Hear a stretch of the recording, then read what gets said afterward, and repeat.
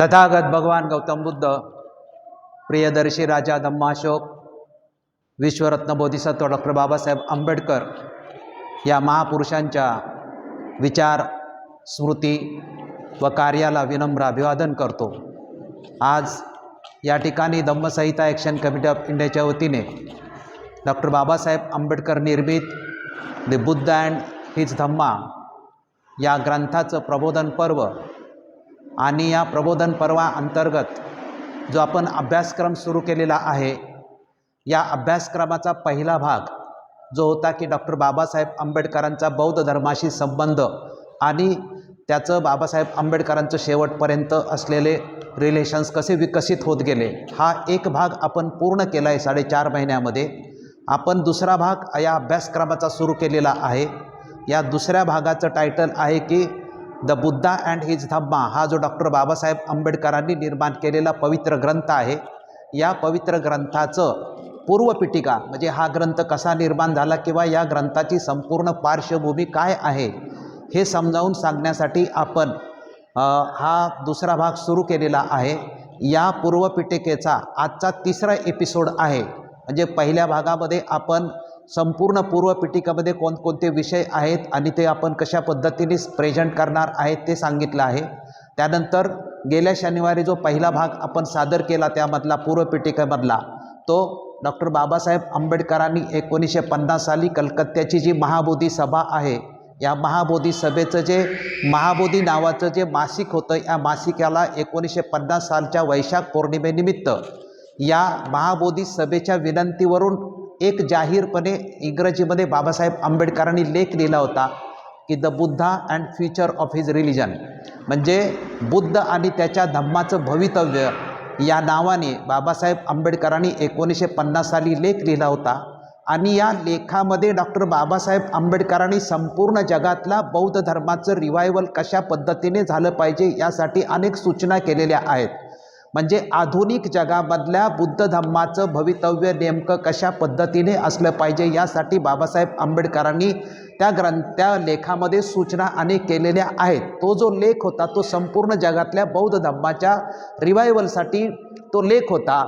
त्या लेखामध्ये जे प्रमुख मुद्दे होते त्या मुद्द्याची आपण गेल्या वेळेस चर्चा केली। त्याच्यातला एक मुद्दा जो आहे तो डॉक्टर बाबासाहेब आंबेडकरांनी सांगितला होता की संपूर्ण जगामध्ये बौद्ध धम्माचा प्रचार आणि प्रसार करायचा असेल तर त्यासाठी 3 गोष्टी करणे अतिशय आवश्यक आहे। 3 गोष्टींची आवश्यकता आहे।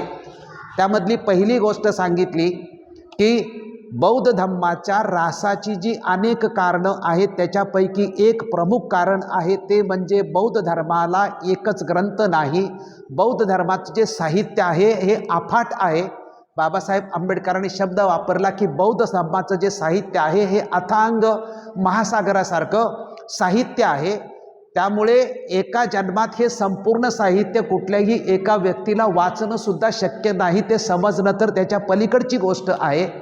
त्यामुळे इतर धर्मांचे जसे प्रत्येक धर्माला एकच प्रमुख ग्रंथ आहे तसा बौद्ध धर्माला सुद्धा एकच ग्रंथ असला पाहिजे की तो संपूर्ण जगातल्या कुठल्याही बौद्धांनी आपल्याजवळ घेऊन तो त्याला वावरता आला पाहिजे। आणि आपलं जन्मापासून मृत्यूपर्यंत किंवा आपल्या धर्मसंस्थापकाचं चरित्र काय आहे किंवा आपल्या धर्माचं तत्त्वज्ञान काय आहे, हा गावापासून ते जगातल्या कानाकोपऱ्यापर्यंत प्रत्येकाला एकसारखं असलं पाहिजे, युनिफॉर्मिटी असली पाहिजे। या दृष्टिकोनातून संपूर्ण जगाला एकच धर्मग्रंथ असला पाहिजे। त्या धर्मग्रंथामध्ये काय असलं पाहिजे हेही बाबासाहेब आंबेडकरांनी सांगितलं। 3 गोष्टीच्या सूचना केल्या होत्या, एकच धर्मग्रंथ असला पाहिजे आणि दुसरं सांगितलं की जगामध्ये जो भिक्खू संघ आहे या भिक्खू संघाच्या ध्येय धोरणामध्ये पूर्णपणे बदल झाले पाहिजेत, कारण प्राचीन काळचा भिक्खूचा कोड ऑफ कंडक्ट आणि आधुनिक काळातल्या भिक्खूची आचारसंहिता या दृष्टिकोनातून आपल्याला परिस्थितीनुसार किंवा आधुनिक काळामध्ये ध्येय धोरणामध्ये बदल झाला पाहिजे। आणि तिसरं सांगितलं होतं की संपूर्ण जगाचं आंतरराष्ट्रीय स्तरावरती एक बौद्ध सेवा संघाची स्थापना झाली पाहिजे। ही बाबासाहेब आंबेडकरांचं सजेशन किंवा सूचना होती। ही संपूर्ण जगातल्या बौद्ध धम्मासाठी होती, ती फक्त बाबासाहेब आंबेडकरांच्या अनुयायासाठी नव्हती। परंतु बाबासाहेब आंबेडकरांच्या या सूचनेवरती जास्त कोणी लक्ष दिलं आपल्याला अजूनपर्यंत तरी आढळत नाही।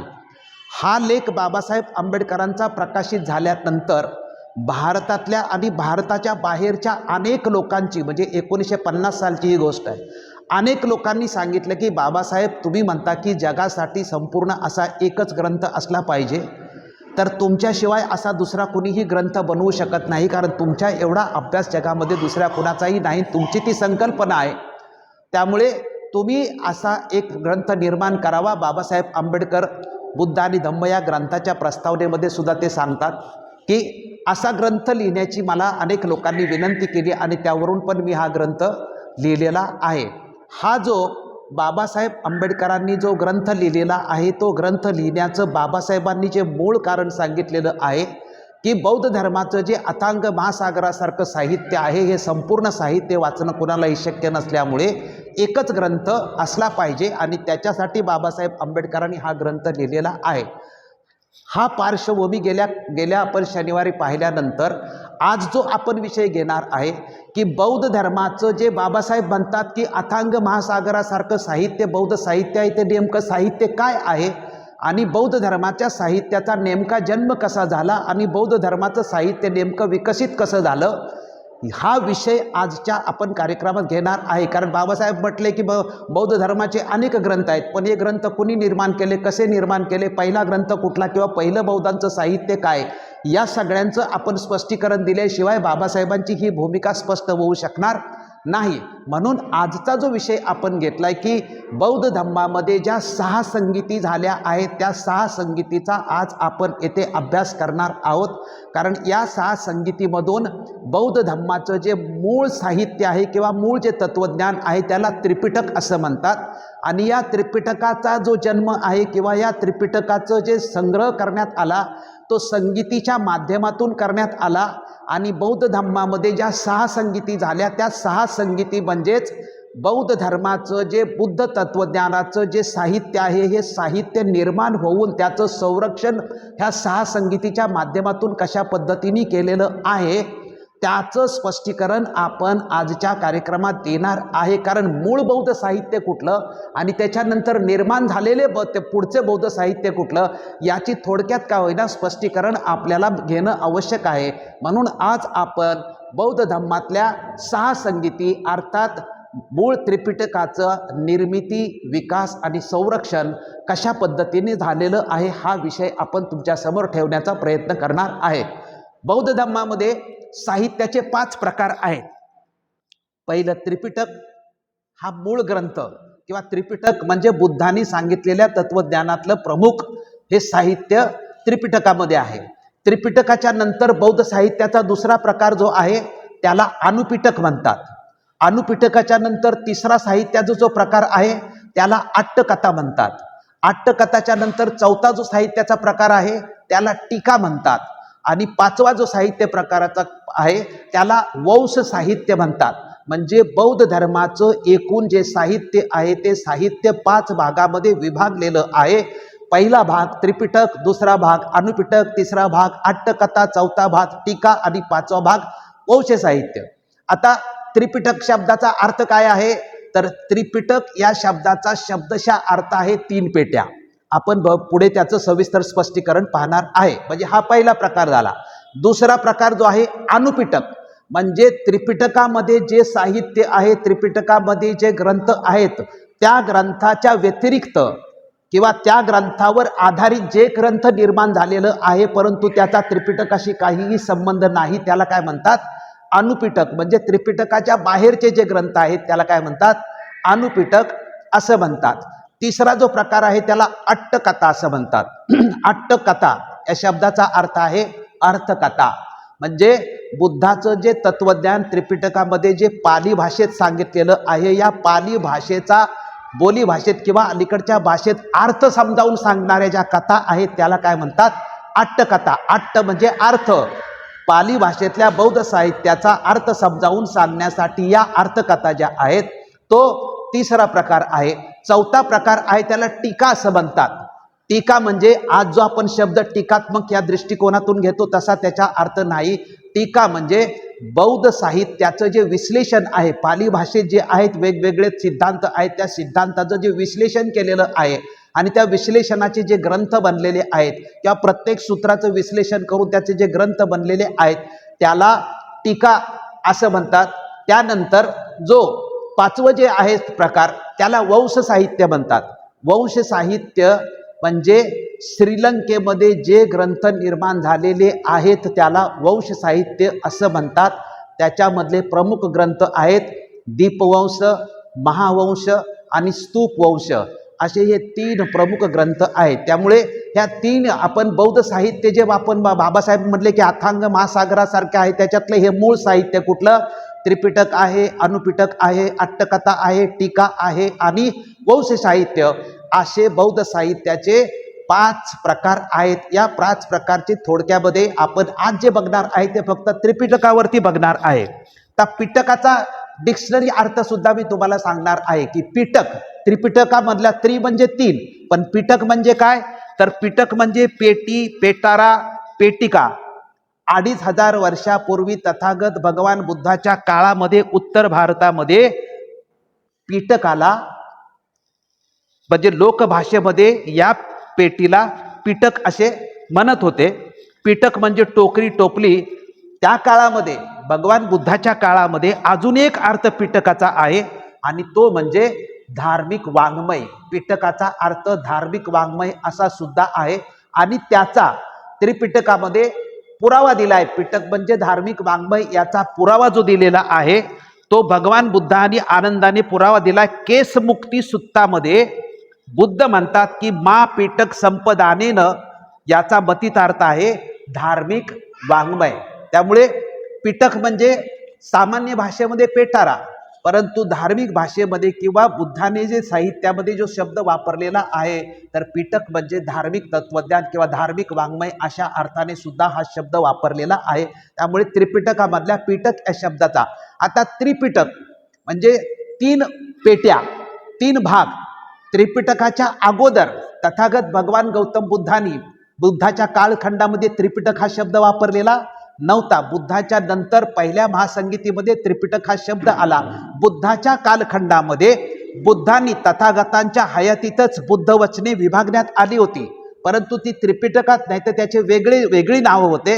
एक पहिलं होतं सुत्त, दुसरं होतं गेय, तिसरं होतं वैयाकरण, चौथं होतं गाथा, 5वं होतं उदान, 6वं होतं इतिउत्तुक, 7वं होतं अभ्युत्त धम्म, 7वं होतं जातक, 8वं होतं वेदल्य.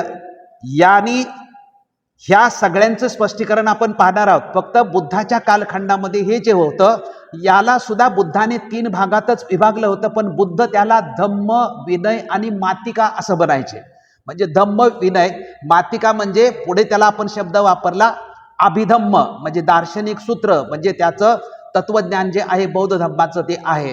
ते बुद्धाने हे जे भाग निर्माण केले होते त्याला धम्म, विनय आणि मातिका अशा पद्धतीने म्हटलेलं होतं. हा जो त्रिपिटकाचा संपूर्ण म्हणजे बौद्ध साहित्याचा जो संपूर्ण इतिहास लेखी स्वरूपामध्ये आपल्याला अधिकृतपणे मिळतो तो श्रीलंकेमध्ये जो ग्रंथ निर्माण केला गेला, जो महावंश ग्रंथ निर्माण केला, त्या ग्रंथामध्ये त्रिपिटकाचा संपूर्ण इतिहास आपल्याला मिळतो. बुद्ध आणि त्याचा धम्म हा ग्रंथ का लिहिला त्याच्या स्पष्टीकरणातला त्रिपिटक हा एक आपला विषय आपण या ठिकाणी सादर करीत आहोत. सुरुवातीला म्हणजे हे मुखोद्गत सम्राट अशोकाच्या कालखंडापर्यंत म्हणजे बुद्धापासून ते सम्राट अशोकाच्या कालखंडापर्यंत जे काही बुद्धाने सांगितलेलं तत्वज्ञान हे होतं ते कुठल्याही कागदावर लिहिलेलं नव्हतं, कुठल्याही भिंतीवर लिहिलेलं नव्हतं, कुठल्याही दगडावर लिहिलेलं नव्हतं, कुठं ते लिहिलेलं नव्हतंच. हे कसं चालत यायचं पिढ्यानपिढ्या? तर प्रत्येक पिढीमध्ये ती पिढी ते संपूर्ण तत्वज्ञान मुखोद्गत करायचे, पाठ करायचे आणि आपल्या डोक्यामध्ये ठेवायचं. म्हणजे हे जे तत्वज्ञान होतं ते विषयवार होतं की भिक्खूचा हा संघ असेल तर या संघाने विनय पिटक संपूर्ण पाठ करून पाठांतर करायचं, ते जे सांगतील ते अधिकृत. या संघाने सुत्त पिटक पाठ करायचं, कुणी अभिधम्म पिटक पाठ करायचं. मग त्यामध्ये सुत्त पिटकामध्ये जेवढी सूत्र किंवा ग्रंथ असतील त्याच्यामध्ये वाटणी की हे तुम्ही पाठ करायचं, हे तुम्ही पाठ करायचं. अशा पद्धतीने ते पिढ्यानपिढ्या मुखोद्गत चालत आलेलं होतं. एका पिढीने दुसऱ्या पिढीकडे, दुसऱ्या पिढीने तिसऱ्या पिढीकडे, म्हणजे तथागतांच्या पासून ते सम्राट अशोकापर्यंत हे चालत आलेलं होतं. ते मुखोद्गत होतं आणि अशोकाच्या नंतर मग आपल्याला दिसतं की अशोकाने शिलालेखाच्या माध्यमातून किंवा ते लिखित होण्याला सुरुवात झाली. तर ही जी पार्श्वभूमी संपूर्णपणे आहे, ही जी संपूर्ण पार्श्वभूमी आहे की त्रिपिटकाच्या निर्मितीला नेमकं कारण काय झालं आणि त्रिपिटकाची सुरुवात नेमकी कशा पद्धतीने झाली किंवा त्रिपिटकाचा जन्मच नेमका कसा झाला त्याचा संपूर्ण अभ्यास आज आपण इथे करणार। त्याचं पहिलं कारण आहे ते म्हणजे सुभद्र जो भन्ते होता, हा सुभद्र भन्ते पहिली संगीती होण्यास कारणीभूत ठरला गेलेला आहे। हा सुभद्र भन्ते कोण होता? ज्यावेळेस तथागता शेवटच्या काळामध्ये म्हणजे तथागतांनी जाहीर केलं होतं 3 महिन्यापूर्वी की त्यांचं परिनिर्वाण कधी कुठल्या क्षणी कुठल्या प्रहारला होणार हे तथागतांनी जाहीर केलं होतं आणि त्याप्रमाणे तथागत कुशीनारामध्ये आले होते आणि ती घडी जवळ येत होती आणि त्या कुशीनारामध्ये आल्यानंतर हा जो वयस्कर ग्रस्त कुशीनारामध्ये सुभद्र नावाचा होता, याची इच्छा झाली की तथागतांचा हा शेवटचा कालखंड आहे किंवा शेवटचा दिवस आहे आणि आता आपण काही करून तथागतांच्या संघामध्ये जायचं आणि प्रवज्ञा घ्यायची। आणि तो तथागतांच्याकडे त्या शेवटच्या काळामध्ये गेला होता। आनंदाबरोबर तो संघर्ष करत होता की मला तथागतांना भेटायचंय, तथागतांची तब्येत बरोबर आहे। आनंद त्याला भेटू देत नव्हता, परंतु आतून तथागतांनी या दोघांचं संभाषण ऐकल्यानंतर तथागतांनी सांगितलं की सुभद्राला आतमध्ये येऊ दे म्हणून। आणि मग सुभद्रा आतमध्ये जातो आणि सुभद्रा आतमध्ये गेल्यानंतर तो तथागतांशी चर्चा करतो आणि तथागतांना सांगतो की मला प्रवज्ञा घ्यायचे, तुम्हाला भिक्खू संघामध्ये समाविष्ट व्हायचंय। आणि शेवटच्या क्षणाला म्हणजे तथागतांनी ज्यांना शेवटची दीक्षा दिली, शेवटच्या व्यक्तीला भिक्खू संघामध्ये समाविष्ट केला, तो वयस्कर भिक्खू सुभद्र नावाचा भिक्खू होता। आणि त्यानंतर तथागतांनी सांगितल्याप्रमाणे जगामध्ये असा एकच महापुरुष किंवा एकच व्यक्ती होऊन गेले की त्यांनी अगोदर सांगितले होते की माझा देह मी या प्रहरी या वेळेला या ठिकाणी ठेवणार आहे आणि त्याप्रमाणे ठेवलं ते तथागत भगवान गौतम बुद्ध। तथागतांचं महापरिनिर्वाण झाल्यानंतर त्यांच्या जलदान विधीचा किंवा त्यांच्या श्रद्धांजलीचा कार्यक्रम आयोजित केलेला असतो भिक्खू संघाने। आणि भिक्खू संघाने श्रद्धांजलीचा कार्यक्रम आयोजित केल्यानंतर संघाचे महासंघ नायक होते त्यावेळेस महाकश्यप होते। महाकश्यपांच्या अध्यक्षतेखाली भिक्खू संघाची तथागतांच्या परिनिर्वाणानंतर तथागतांना श्रद्धांजली वाहण्याची सभा सुरू होती आणि प्रत्येक भिक्खू हा दुःखी झाला होता की तथागतांच्या नंतर आता धम्माचं संरक्षण कसं होईल, तथागतांच्या नंतर आता भिक्खू संघाचं भवितव्य काय होईल, तथागतांच्या नंतर आता आपलं नेमकं काय होईल। अशा पद्धतीचे ते आपले वक्तव्य किंवा आपले विचार सभेमध्ये व्यक्त करत होते, हळहळत होते, लोक दुःखी झालेले होते सगळा भिक्खू संघ। या वातावरणामध्ये हा जो सुभद्र भन्ते होता हा मात्र हसत होता, हा मात्र आनंदी झाला होता। आणि तो एकटाच हसत नव्हता, एकटाच आनंदी झाला नव्हता, तर तो सगळ्या भिक्खू संघाला सांगण्याचा प्रयत्न करत होता आणि सगळ्यांना आव्हान करत होता की महाश्रमणाचा मृत्यू झालेला आहे, महाश्रमणाच्या जाचातून तुम्ही आता मुक्त झालेले आहात। तो तुम्हाला कसं बसायचं, कसं उठायचं, कसं खायचं, कसं प्यायचं, काय करायचं, काय नाही करायचं, रात्रंदिवस तुमच्यावरती पहाऱ्यासारखं सगळी बंधनं टाकत होता। त्यामुळे आता तुम्ही त्या संपूर्ण जाचातून त्याच्या बंधनातून पूर्णपणे मुक्त झालेला आहात। तुम्ही तर आनंद साजरा करायला पाहिजे किंवा तुम्ही दुःखी न होता तुम्ही खुश व्हायला पाहिजे आणि तुम्ही कशाला दुःखी होताय असा तो वातावरण भिक्खू संघामध्ये निर्माण करत होता। आणि काही लोकांना तो आव्हान करत होता की तुम्ही दुःखी होऊ नका। हे जे सुभद्र भन्ते या सगळ्या भन्तेशी अशी चर्चा करून तो हसत होता आणि लोकांना आव्हान करत होता की तुम्ही आनंदी राहा, दुःखी होऊ नका म्हणून। हे महासंघ नायक किंवा अध्यक्ष जे महाकश्यप होते ते हे सगळे वातावरण बघत होतं, तो काय बोलतोय ते त्यांनी ऐकलं। आणि तिथे मात्र मग महाकश्यपाला चिंता निर्माण झाली की तथागतांच्या जलदान विधीमध्ये किंवा श्रद्धांजली सभेमध्ये जर असं वातावरण झालं तर तथागताच्या धम्माचं भविष्य काय असेल। की आत्ताच म्हणजे नुसतं तथागत नुकतेच गेलेले आहेत, तर तथागत गेल्यानंतर ताबडतोब तथागतांनी सांगितलेली आचारसंहितेतून आपण मुक्त झालो, आता तथागतांची आचारसंहिता पाळायची आपल्याला गरजच नाही, अशी जर भूमिका एवढ्या 8 ते 15 दिवसामध्ये जर निर्माण होणार असेल तर तथागतांच्या विनय पिटकाचं काय होईल, तथागतांच्या अभिधम्म पिटकाचं काय होईल, तथागतांच्या सुत्त पिटकाचं काय होईल।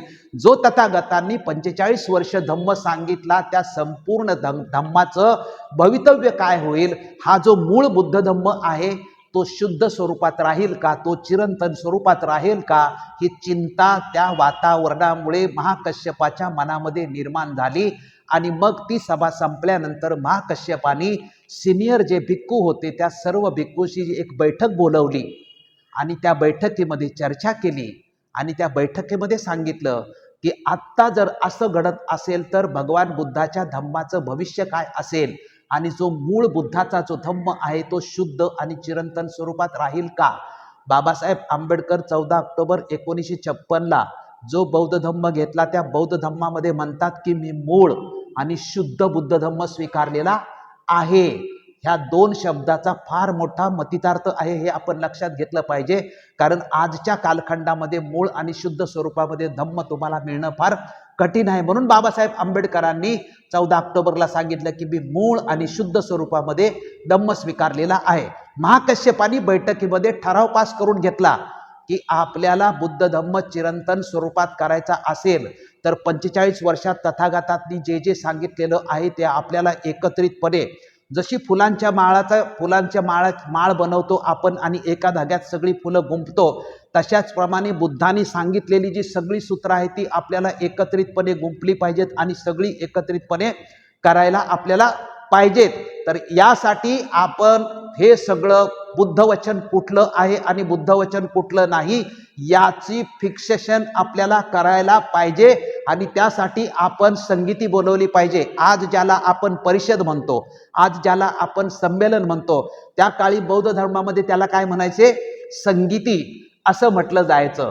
आणि मग भिक्खू संघाच्या बैठकीमध्ये संगीती आयोजित करण्याचा निर्णय घेण्यात आला आणि त्याप्रमाणे भिक्खू संघाच्या बैठकीत संगीती निर्माण करून संगीतीमध्ये धम्म आणि विनय म्हणजे बुद्धाने सांगितलेला भिक्खू संघाचा कोड ऑफ कंडक्ट, भिक्खू संघाची आचारसंहिता नेमकी काय आहे आणि त्यानंतर बुद्धाने 45 वर्षात सांगितलेलं जे नेमकं तत्वज्ञान काय आहे हे संपूर्ण तत्वज्ञान आपल्याला फिक्स करायचंय. म्हणजे एक पासून शेवटपर्यंत जे आनंदाने सांगितलं की 82,000 सूत्र बुद्धाने सांगितलेली आहेत आणि 2,000 सूत्र भिक्खूंची आहेत, असं एकूण 84,000 सूत्र ही तथागत भगवान गौतम बुद्धाच्या धम्माचं एकूण तत्वज्ञान आहे. तर 1 ते 84,000 अशा पद्धतीने आपल्याला त्याची यादी बनवली पाहिजे. याच्यामध्ये कोणीही त्याच्यात भेसळ करता कामा नये. हे शुद्ध स्वरूपामध्ये हे राहण्याची आवश्यकता आहे आणि त्याच्यासाठी आपल्याला संगीती घेण्याची आवश्यकता आहे.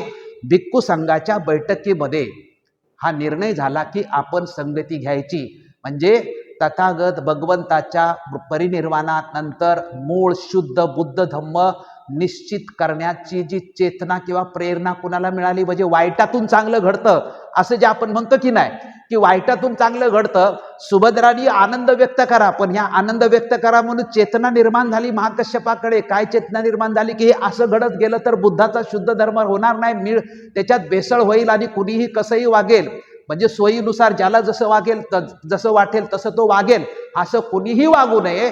पण बुद्धाचा धम्म नेमका काय आहे त्याचा संग्रह करण्याची आवश्यकता आहे. ही जी चेतना असेल, ही जी प्रेरणा असेल, ही सुभद्राच्या वागण्यावरूनच महाकश्यपाला मिळाली. त्यानंतर महाकश्यपानी भिक्खू संघाची बैठक घेतली आणि भिक्खू संघाच्या बैठकीमध्ये संगीती आयोजित करण्याचा निर्णय भिक्खू संघाच्या बैठकीमध्ये झाला आणि त्यानंतर पहिली संगीती झालेली आहे. ही जी पहिली संगीती झाली, ही पहिली संगीती त्यावेळेसचा त्या कालखंडामधला जो राजा होता तो पहिल्या संगीतीच्या वेळेसचा राजा कोण होता, अजातशत्रू. अजातशत्रूच्या कालखंडामध्ये पहिली बौद्ध संगीती झालेली आहे आणि या पहिल्या बौद्ध संगीतीचं जसं भिक्खू संघाच्या बैठकीमध्ये ठरलं की आपल्याला संगीती घ्यायची, तर त्याची संपूर्ण आयोजनाची जी जबाबदारी होती ही महाकश्यपानी अजातशत्रूला करण्यासाठी सांगितली आणि अजातशत्रूने त्याप्रमाणे संपूर्ण जबाबदारी घेतली आणि राजगृहामध्ये वैभार येथे सप्तपर्णी गुंफामध्ये ही जी पहिली परिषद होती ही पहिली परिषद आयोजित करण्यात आली होती. या पहिल्या परिषदेचे अध्यक्ष जे होते ते महाकश्यप हेच पहिल्या संगीतीचे अध्यक्ष होते. या पहिल्या संगीतीमध्ये जे भिक्खू झाले होते, प्रत्येक संगीतीमध्ये कुठले भिक्खू सहभागी झाले होते, जे भिक्खू श्रेष्ठ अर्हंत पद प्राप्त झालेले भिक्खू आहेत, फक्त अशाच भिक्खूंच्या संगीती झालेल्या आहेत. नवीन असलेली किंवा 5 वर्ष 10 वर्ष झालेले भिक्खू नव्हे, तर अर्हंत पद ज्यांनी प्राप्त केलेलं आहे, संपूर्ण बौद्ध धर्मामध्ये ते पारंगत आहेत, जे जे बुद्धांनी शिकवले ते ते त्यांच्याजवळ आहे, ते सर्व तत्वज्ञानामध्ये पारंगत असलेले जे अर्हंत पदाला प्राप्त झालेला जो भिक्खू आहे, अशा भिक्खूंची संगीती झाली. पहिल्या संगीतीमध्ये 500 भिक्खूंनी पहिल्या संगीतीमध्ये सहभाग घेतला होता आणि ही पहिली संगीती एकूण किती महिने चालू झाली? ही पहिली संगीती एकूण 7 महिने सुरू होती. 7 महिने संगीती सुरू होती. या 7 महिन्यामध्ये तथागत भगवान गौतम बुद्धांनी 45 वर्षामध्ये जो धम्म पायी फिरून सांगितलेला होता, तो नेमका काय काय सांगितला होता त्याची पूर्णपणे यादी तयार करण्यात आली. दुसऱ्या बाजूला तथागतांनी भिक्खू संघासाठी नेमके कुठला कोड ऑफ कंडक्ट सांगितला होता, भिक्खूंनी कसे वागायचे, नेमके काय नियम सांगितले होते, याची यादी तयार करण्यात आली. त्याला विनय म्हटलं आणि याला सुत्त म्हटलं. म्हणजे सुत्त आणि विनय हे 2 पहिल्या संगीतीमध्ये निर्माण केले. त्याची प्रोसेस कशी होती, ती कशी निर्माण केली, तर पहिल्या संगीतीमध्ये जर त्रिपिटकामध्ये सुत्त पिटक, विनय पिटक, अभिधम्म पिटक असं आपण म्हणतो. म्हणजे सुत्त पिटकामध्ये तथागतांचं संपूर्ण तत्वज्ञान आहे, विनय पिटकामध्ये भिक्खू संघाचं संविधान, भिक्खू संघाची आचारसंहिता आहे, आणि अभिधम्म पिटकामध्ये म्हणजे अध्यात्म बुद्ध धर्माचं जे अध्यात्म म्हणतो ते संपूर्ण आपल्याला अभिधम्म पिटकामध्ये येतं. सुरुवातीला पहिल्या संगीतीमध्ये तत्वज्ञान अगोदर का भिक्खू संघाची आचारसंहिता याच्यावरती भिक्खू संघामध्ये चर्चा झाली की पहिलं काय आपण केलं, निश्चित केलं पाहिजे. त्यावेळी संपूर्ण भिक्खू संघाचा निर्णय आला की पहिलं आपण भिक्खू संघाची आचारसंहिता भगवंतांनी जी सांगितलेली आहे ती आपण निश्चित करायला पाहिजे. लेख लक्षात घ्या की जगामध्ये कुठलीही गोष्ट पवित्र असेल तरी त्या पवित्राचं संरक्षण करण्यासाठी जी नियमावली तयार करावी लागते ती अगोदर महत्त्वाची असते. बौद्ध धर्म कितीही श्रेष्ठ असला, बौद्ध धर्म कितीही पवित्र असला, तो जगाचं कल्याण करणारा बौद्ध धर्म जरी असला तरी त्या बौद्ध धर्माचा प्रचार आणि प्रसार करणाऱ्या व्यक्ती कशी असली पाहिजे, तिचं शील कसं असलं पाहिजे, तिचं चारित्र्य कसं असलं पाहिजे, तिचं खाणं वागणं बोलणं चालणं कसं असलं पाहिजे, कोणी उठायचं आणि बौद्ध धर्माचा प्रचार प्रसार करू शकतो का, तर असं तथागतांनी परवानगी दिलेली नाही. त्यामुळे प्रथम आहे की जो बौद्ध धर्म हा आपल्या शिरावरती घेऊन जाणारा आहे, जो संघ आणि त्या संघातला प्रत्येक भिक्खू आहे, त्याची जी आचारसंहिता आहे ती अतिशय महत्त्वाची आहे, ती आपण फिक्स करूया. मग संपूर्ण भिक्खू संघाच्या ज्या आचारसंहितेची जी नियमावली होती ती संपूर्ण पाठांतर कुणाचं होतं किंवा ती संपूर्ण नियमावली कुणाला माहिती होती, तर उपाली म्हणून होता. उपालीला संपूर्ण विनय पिटकाची पूर्णपणे माहिती होती. मग अगोदर विनय पिटक हे काय झालं, विनय पिटक निश्चित झालं. या विनय पिटक निश्चित झाला. महाकश्यप उपालीला प्रश्न विचारायचे आणि त्या प्रश्नाचा सिद्धांत त्यांनी निर्माण केला होता. त्या सिद्धांतामध्ये की विनय पिटकामध्ये काय होतं की कुठल्याही भिक्खूंनी काय चूक केलेली आहे, काय बरोबर आहे आणि त्याला दोष काय द्यायचा. मग भिक्खूचं हे कर्म कुठे घडलं हा पहिला प्रश्न विचारायचे. म्हणजे प्रत्येक सांगेल की हे भिक्खूचं चूक झालं तर त्याला ही शिक्षा आहे, त्याला ही प्रक्रिया आहे. संपूर्ण विनय पिटकामध्ये भिक्खूंनी कसं वागायचं आहे, कसं खायचं आहे, कसं प्यायचं आहे, कसं बसायचं आहे, कसं उठायचं आहे, भिक्षा कशी मागायची आहे, सकाळपासून संध्याकाळपर्यंत आणि रात्रीचं झोपणं किंवा हे संपूर्ण इवन इथपर्यंत सांगितलं की भिक्खूंनी डोळे किती वर केल्या पाहिजेत पापण्या. आपण भिक्षा मागायला गेल्यानंतर आपण भिक्षा मागताना भिक्षा वाढणारा कोण आहे याच्याकडे पाहिलं पाहिजे की नाही पाहिलं पाहिजे. या सर्वांच्या बारीक बारीक जे नियम होते हे संपूर्ण नियम तथागतांनी दिले होते आणि या नियमांची यादी जी आहे, मग याच्यातला जो प्रत्येक नियम आहे तो प्रत्येक नियम तथागतांनी कुठे सांगितला होता, कुणाला सांगितला होता, का सांगितला होता, त्याच्यावरची दोष काय होता आणि मग त्याच्यावरती दंड काय होता आणि त्याचं संचलन कसं करायची किंवा त्याचा जो दोषदंड आहे किंवा त्याला जो दंड दिलेला आहे, पनिशमेंट दिलेली आहे, त्याची कार्यवाही तथागतांनी कशी करायला सांगितलेली आहे. असा प्रत्येक नियमाचं हा नियम असेल त्याचं उल्लंघन झालं त्याचं उल्लंघन कसं होईल आणि जर उल्लंघन झालं तर त्याला शिक्षा काय करायची असं संपूर्णपणे दिलेलं आहे. असं संपूर्ण जे दिलेलं आहे 1 पासून 227 पर्यंत एकूण भिक्खू संघाचे किती नियम आहेत, तर एकूण विनय पिटकामध्ये भिक्खू संघाचे 227 नियम आहेत. या 227 नियमांपैकी एकाही नियमाचं उल्लंघन करण्याचा अधिकार तथागतांच्या हयातीमधल्या भिक्खू संघाला अजिबात नव्हता आणि तथागतांच्या हयातीमधला भिक्खू संघ ते पाळत होता। त्यामुळे पहिल्या संगीतीमध्ये उपालीला महाकश्यप प्रश्न विचारत होता आणि मग संपूर्ण संघाला विचारत होते की हा उपाली जो सांगतोय हे सगळं बरोबर आहे का, आणि हे बरोबर असेल संघाने मान्यता दिली की तो ठराव करायचा आणि तो नियम काय झाला, फायनल झाला। अशा पद्धतीने संपूर्णपणे विनय पिटक जे आहे हे पहिल्या बौद्ध संगीतीमध्ये फायनल करण्यात आलं। त्यानंतर दुसरं काय फायनल करण्यात आलं की तथागत भगवंतांनी जी तत्वज्ञान सांगितले, जी सूत्र सांगितलेली आहेत ती नेमकी एकूण सूत्र किती आहेत आणि ती कधी कुठे कशी आणि कुणाला सांगितलेली आहेत त्याचे सुद्धा प्रश्न, म्हणजे बुद्धवचन कोठे परिभाषित केले, कोणाबरोबर परिभाषित केले, सुत्ताचा विषय कोणता होता, उपदेशाचं कारण काय होतं आणि काय उपदेश केला होता, हा असे प्रश्न महाकश्यप विचारायचा। कोणाला, तर तथागत भगवान गौतम बुद्धाचा जो चुलत भाऊ होता आनंद, हा सुरुवातीपासून शेवटपर्यंत तथागतांच्या बरोबर राहिलेला होता। त्यामुळे सुरुवातीपासून शेवटपर्यंत तथागतांनी जे जे प्रवचन केली किंवा जे जे तत्वज्ञान सांगितल्या त्या प्रत्येक गोष्टीचा साक्षीदार आनंद होता। त्यामुळे आनंदाला हे सर्व माहिती होतं। परंतु संघासमोर पहिल्या संगीतीच्या वेळेस प्रश्न निर्माण झाला की जरी आयुष्यभर तथागतांच्या बरोबर आनंद असला तरी तथागताच्या परिनिर्वाणापर्यंत तो स्वतः अर्हंतपद प्राप्त करू शकला नव्हता। संघासमोर महाकश्यपासमोर प्रश्न पडला की अर्हंतपद प्राप्त केलेल्या लोकांनाच संगीतीमध्ये प्रवेश आहे, मग आनंदाचं काय करायचं आणि आपल्याला पुढचा विषय कसा निश्चित करायचा। मग 2 दिवसात किंवा रातोरात आनंदाने अर्हंतपद प्राप्त केलेलं आहे असं लिहिलेलं आहे। आणि मग अर्हंतपद प्राप्त झाल्यानंतर आनंदाला पहिल्या संगीतीमध्ये प्रवेश मिळाला आणि प्रवेश मिळाल्यानंतर जे तथागतांनी त्याला विचारलं की एकूण तथागतांनी किती सूत्र सांगितलेली आहे, त्याचं उत्तर आनंदाने सांगितलं की एकूण 84,000 सूत्र आहेत, त्याच्यातली 82,000 तथागतांनी सांगितलेली आहेत आणि 2,000 सूत्र ही ज्येष्ठ भिक्खूंनी सांगितलेली आहेत।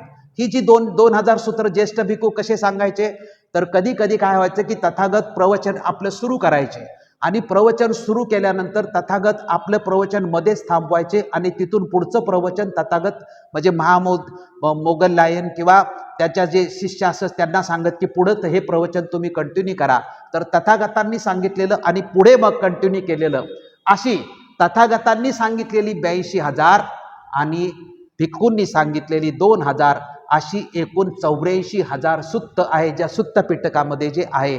तर ही 84,000 आहेत। मग ह्या 84,000 1 पासून 84,000 पर्यंत प्रत्येक सूत्र जे आहे त्याचा महाकश्यप आनंदाला प्रश्न विचारायचा आणि पहिला प्रश्न विचारायचा की हे बुद्धवचन कोठे परिभाषित झाले, म्हणजे ठिकाण कोणतं आहे, तू जे सांगतोय की तथागतांनी हे प्रवचन दिलं किंवा हे जे तत्वज्ञान सांगितलंय हे कुठे सांगितलेलं आहे, कोणाबरोबर सांगितलेलं आहे, त्या नेमका त्यावेळेस विषय काय होता आणि ते उपदेश करण्याचं कारण काय होतं आणि काय नेमका उपदेश तथागतांनी केला।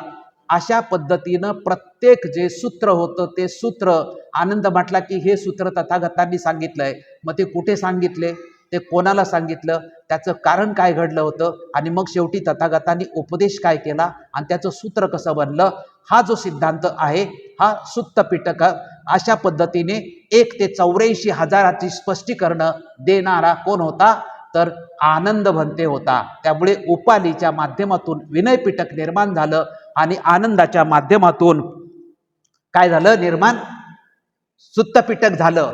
तथागत भगवंतांनी आनंदाने 2 वेळा किंवा भिक्खू संघाने 2 वेळा तथागतांच्याकडे गेले होते। आपण अगोदरच्या पूर्वीच्या प्रवचनामध्ये हा सिद्धांत पाहिलेला आहे किंवा हा संदर्भ पाहिलेला आहे की तथागतांच्या नंतर तथागतांचा वारसदार हा जो विषय आला होता की महावीराच्या मृत्यूनंतर त्यांच्या ज्या अनुयायामध्ये जो संघर्ष सुरू होता आणि त्याच वेळेस तथागतांच्याकडे काही लोक गेली होती आणि दुसऱ्या वेळेस आनंद ही स्वतः गेला होता। त्यावेळेस तथागतांनी सांगितलं होतं की माझ्या धम्माच्या वारसदाराची काहीही आवश्यकता नाही, माझा धम्म आणि माझं विनय म्हणजे ही जी भिक्खू संघाची आचारसंहिता आहे आणि हे जे मी 45 वर्ष तुम्हाला जे तत्वज्ञान सांगितलेलं आहे याच्याप्रमाणे तुम्ही वागला तर हाच तुमचा शास्ता, हाच तुमचा गुरु. माझा धम्म हाच तुमचा गुरु आहे, माझा विनय हाच तुमचा गुरु आहे. सर्वस्व माझा धम्म आणि विनय हेच तुमचं आहे. त्यामुळे बुद्धांनी वारसदार नेमण्यासाठी नकार दिलेला आहे. का नकार दिलेला आहे? की जो धम्माचं आचरण करेल तो मला बघेल, जो विनयाचं आचरण करेल तो मला बघेल. अशा पद्धतीने जी पहिली संगीती होती, ही पहिली संगीती काय झाली? निश्चित झाली. पहिल्या संगीतीमध्ये काय घडलं? तर पहिल्या संगीतीमध्ये भगवान गौतम बुद्धाच्या मृत्यूमुळे किंवा परिनिर्वाणामुळे जी श्रद्धांजलीची सभा होती, या श्रद्धांजलीच्या सभेमध्ये दुःख व्यक्त करू नका असं सुभद्र सांगत होता. त्याच्या जाचातून आपण मुक्त, ज्याच्या जाचातून झालो त्याचा आता आपण आनंद करायला पाहिजे. याच्यातून प्रेरणा महाकश्यपांनी घेऊन तथागत भगवंताचं संपूर्ण जे तत्वज्ञान आहे याचा संग्रह केला, ते निश्चित केलं. आणि या 1 ते 84,000 आता कुणी भेसळ करता कामा नये. हे निश्चित हे तथागतांचं, याच्या बाहेरचं असेल ते तथागतांचं असणार नाही. अशा पद्धतीने पहिल्या धम्मसंगीतीमध्ये म्हणजे त्रिपिटकामधलं पहिलं जे आहे सुत्त पिटक, हे सुत्त पिटक पहिल्या माध्यमातून सुत्त पिटक आणि विनय पिटक, आपण इथं 2 ठेवलेत बघा, सुत्त पिटक आणि विनय पिटकाची त्रिपिटकामधले. तर सुत्त पिटक आणि विनय पिटक झालं, पहिली संगीती झाली. पहिल्या संगीतीनंतर भिक्खू संघाचा जो प्रवास आहे तो 100 वर्ष व्यवस्थित चालला या त्रिपिटकाच्या नंतर. आणि 100 वर्षानंतर पुन्हा भिक्खू संघामध्ये पुन्हा तेढ निर्माण झाली. ती तेढ दुसऱ्या संगीतीमध्ये आली. पहिली संगीती कुणामुळे झाली? तर सुभद्रामुळे झाली. दुसरी संगीती जी आहे ते 100 वर्षानंतर दुसरी संगीती आहे. या दुसऱ्या संगीतीमध्ये वैशालीचा जो भिक्खू संघ होता, या भिक्खू संघाने 100 वर्षानंतर असा प्रश्न निर्माण केला की तथागतांनी जी भिक्खू संघासाठी आचारसंहिता सांगितलेली आहे, या आचारसंहितेमध्ये आपल्याला आता बदल करायला पाहिजे. आणि बदल करण्यासाठी काही नियम त्यांनी बनवले आणि ते नियम आता आचारसंहितेमध्ये आपल्याला समाविष्ट करायला पाहिजेत. ते नियम काय सांगितले? तर अनेक 10 नियम त्यांनी वाढवले. म्हणजे तथागतांनी सांगितलं की सकाळी 12च्या आत जेवण केलं पाहिजे. तर भिक्खू संघ म्हटला की आपण 12च्या नंतर जेवण केलं आणि संध्याकाळी आणि मध्याह्न पण जेवण केलं तर त्यामुळे धम्मावरती काय परिणाम होणार आहे? त्यामुळे आपण 2 टायमाला किंवा 3 टायमाला जेवणाचा नियम आपण करूया आणि तो आपण विनय पिटकामध्ये समाविष्ट करूया. त्यानंतर तथागतांनी सांगितलं होतं की संपत्ती, सोनं, चांदी, हिरक असं कुठल्याही प्रकारचं दान भिक्खूंनी स्वीकारायचं नाही. भिक्खूला फक्त दान काय पाहिजे? तर जेवणाचं. 7 वस्तूपेक्षा 8वी वस्तू भिक्खूजवळ ठेवण्याचा अधिकारच नव्हता. त्यामुळे फक्त भिक्खूंनी मागायची काय? तर खाण्यासाठी भिक्षा मागायची. त्याच्या व्यतिरिक्त भिक्षूंनी कुठलंही दान घ्यायचं नाही. मग या भिक्खूंनी वैशालीचा नियम केला की आपण सोनं चांदी स्वीकारलं तर काय फरक पडतोय? संपत्ती आपण जवळ बाळगली तर काय फरक पडतोय? मग सोनं चांदी संपत्ती दान म्हणून स्वीकारण्याचा नियम त्यांनी केला आणि याचा प्रचार केला. तिसरा नियम म्हटले की आपण तथागतांनी सांगितलं की जमिनीवर झोपायचं, गादीवर झोपायचं नाही, पलंगावरती झोपायचं नाही. तर म्हटलं आपण जमिनीवर झोपून गादीवर पलंगावर जर झोपलो तर त्याच्यामुळे धम्मावर काय परिणाम होणार आहे? अशा पद्धतीने जे आचारसंहितेचे जे नियम तथागतांनी कडक सांगितले होते त्याच्यात शिथिलता निर्माण करण्याचे 10 जे नियम आहेत, हे 10 नियम ऍड केले आणि याचा वैशालीचा भिक्खू संघ जो आहे याचा पूर्णपणे प्रचार करू लागला की जे तथागतांचं विनय पिटक आहे त्याच्यामध्ये हे 10 नियम आपण ऍड करायचे. 1 टायमाच्या ऐवजी 2 टायमाला जेवायचं, संपत्ती आपण बाळगायची, गादीवरती आपण झोपवू शकतो. म्हणजे जे आपल्याला अनुकूल आहे किंवा जे आपल्याला सोयीस्कर आहे तशा पद्धतीने आपण करू शकतो. अशा पद्धतीचा त्यांनी प्रचार करायला सुरुवात केली. त्यावेळेसचा वैशालीमध्ये या भिक्खू संघाच्या वैशालीचा प्रचार सुरू असताना ते यश नावाचा काकंड पुत्र जो सिनियर महास्थवीर भिक्खू असतो तो वैशालीमध्ये येतो आणि वैशालीमध्ये असे भिक्खू संघाचे जे प्रकार चाललेले आहेत की हे दान पैसे स्वीकारतायत किंवा दान कारशा पण त्यावेळेस पैशाला म्हणायचे, हे दान स्वीकारतायत, सोने चांदी दानामध्ये स्वीकारतायत आणि भिक्खू संघ मागतोय ते दान. तर हे जे बघितल्यानंतर त्याने भिक्खू संघाला सांगितलं की तुम्ही जे करताय हे चुकीचं करताय. भिक्खू संघाला दान मागता येणार नाही, कारण बौद्ध धर्मामध्ये दान मागण्याची गोष्ट नाही. आपल्याला काय सांगितलंय तथागतांनी? 7 वस्तू फक्त आपल्या जवळ ठेवायच्या, 8वी वस्तू आपल्याला जवळ ठेवायचीच नाही. त्यामुळे तुम्ही हे सगळं संपत्तीचं दान कशाला मागताय, सोना चांदीचं दान कशाला मागताय? हे सगळं बौद्ध धर्माच्या विरुद्ध आहे, हे तथागतांच्या पूर्णपणे विरोधातलं आहे. त्यामुळे यशाने त्यांना समजावून सांगितल्यानंतर या श्रेष्ठ भिक्खूंनी समजावून सांगितलं तरी त्याचं ऐकलं नाही आणि तो भिक्खू संघ आपल्या भूमिकेवरती ठाम राहिला। उलट ते जे दान त्यांना मिळत होतं ते दानातला हिस्सा त्याला देण्यासाठी पण ते गेले, परंतु त्यांनी ते यशनी दान त्यांनी हिस्सा त्याच्यातला घेतला नाही।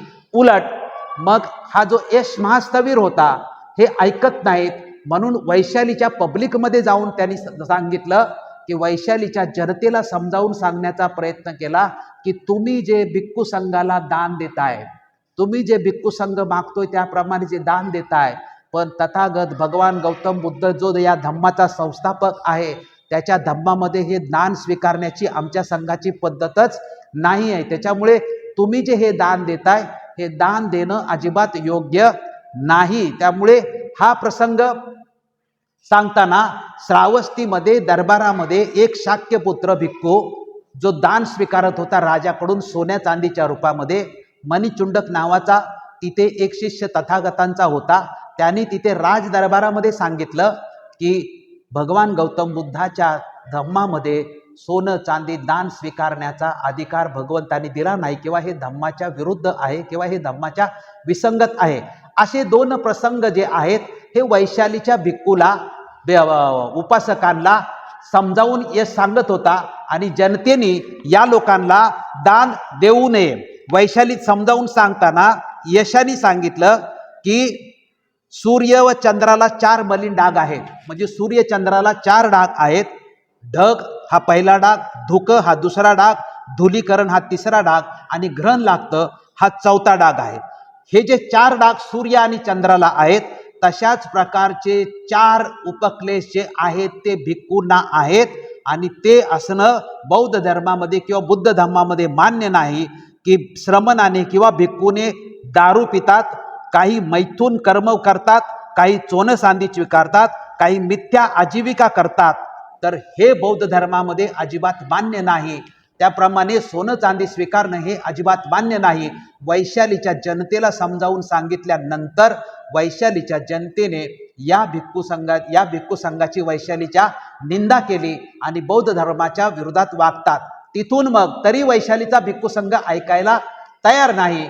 मग यशाने काय केलं, यश कौशांबीला गेला आणि पावा किंवा इतर ठिकाणच्या सर्व भिक्खू संघाला त्यांनी निरोप दिला आणि निरोप दिल्यानंतर भिक्खू संघांची बैठक घेतली आणि बैठक घेतल्यानंतर हे जे वैशालीचे भिक्खू संघ विनय पिटकामध्ये अशा प्रकारच्या नियमामध्ये बदल करू इच्छितात त्याच्यावरती हा विषय आपल्याला मिटवला पाहिजे आणि या कारणास्तव जी आहे ही दुसरी संगीती जी आहे ती यासाठी होते। दुसरी संगीती कशासाठी होते तर वैशालीच्या भिक्खू संघाने विनय विपरीत 10 नियम तयार केले होते, त्या 10 नियमांना विरोध करण्यासाठी किंवा ते धम्माच्या विरोधातले नियम आहेत ते धम्मामध्ये समाविष्ट होऊ नयेत यासाठी ही वैशालीची म्हणजे दुसरी संगीती जी आहे ही दुसरी संगीती भरवण्यात आली होती। ह्या ज्या दुसऱ्या संगीतीचा जो राजा होता, या दुसऱ्या धम्म संगीतीचा राजा हा होता काल अशोक, म्हणजे अजात शत्रूचा जो उत्तराधिकारी होता तो काल अशोक। याचे अध्यक्ष होते महास्थवीर रेवत। पहिल्या संगीतीमध्ये 500 भिक्खूंनी समाविष्ट केले होते, दुसऱ्या संगीतीमध्ये 700 भिक्खू होते। ही संगीती जशी पहिली संगीती 7 महिने चालली तशी दुसरी संगीती 8 महिने चालली होती आणि 8 महिने चालली ही कधी 100 वर्षाच्या नंतरची गोष्ट आहे। 8 महिने चालल्यानंतर निर्णय घेण्यात आला की जे वैशालीच्या भिक्खू संघाने जी निर्माण केलेले 10 नियम आहेत हे तथागत भगवान गौतम बुद्धाच्या धम्मामध्ये नाहीत, म्हणजे शास्त्याच्या धम्मामध्ये हे नाही, हे शास्त्याने सांगितलेच्या विरोधामधले आहेत किंवा विनय विपरीत आहेत। त्यामुळे भगवान गौतम बुद्धांनी सांगितलेल्या नियमामधला एकही शब्द कमी करायचा नाही आणि त्यामध्ये एकही शब्द वाढवायचा सुद्धा नाही, अशा पद्धतीने दुसऱ्या धम्मसंगीतीमध्ये निर्णय झाला आणि वैशालीच्या भिक्खू संघाची मागणी अमान्य करण्यात आली। मग काय घडलं इथं आणि इथून पुढे संपूर्ण जगात 2500 वर्षामध्ये भिक्खू संघामध्ये जी गटबाजी सुरुवात झाली ती या दुसऱ्या संगीतीच्या पासून गटबाजी सुरुवात झाली। कशी, हे जे 10 नियम ऍड करा, कधी खायचं, कधी उठायचं, कधी बसायचं, अशा पद्धतीने जे संपत्ती गोळा करायची असे जे नियम यांना मिळू दिले नाहीत आणि धम्मसंगीतीमध्ये तो निर्णय रद्द करण्यात आला। तर याचा आग्रह करणारे वैशालीचे 10,000 भिक्खू होते. मग या 10,000 भिक्खूंना काढून टाकण्यात आलं संघातून. आणि काढून टाकण्यात आल्यानंतर या 10,000 भिक्खूंनी काय केलं, या 10,000 भिक्खूंनी नंतर त्यांची स्वतंत्र संगीती भरवली.